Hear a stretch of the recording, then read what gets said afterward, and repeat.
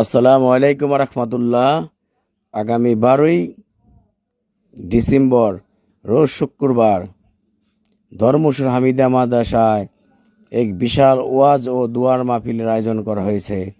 উক্ত মাহফিলের জন্য সমস্ত প্যান্ডেলের কাজকর্ম সম্পূর্ণ করে ফেলেছেন রোহিতপুর ডেকোডার। ধন্যবাদ রোহিতপুর ডেকোডারকে। এবং সকলে আসবেন ইনশাআল্লাহ ধর্মসুর হামিদা মাদ্রাসায় ওয়াজে, বার্ষিক ওয়াজে, 34তম বার্ষিক ওয়াজ। সকলে আসবেন, সকলকে দাওয়াত রইল। দেশ বরেণ্য অনেক আলেম ওলামাই এখানে বয়ান করবেন, সভাপতিত্ব করবেন।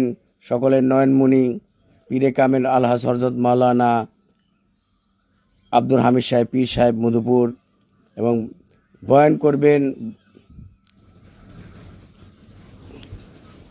আব্দুর রব ফরিদি সাহেব, আনিসুর রহমান আশরাফি,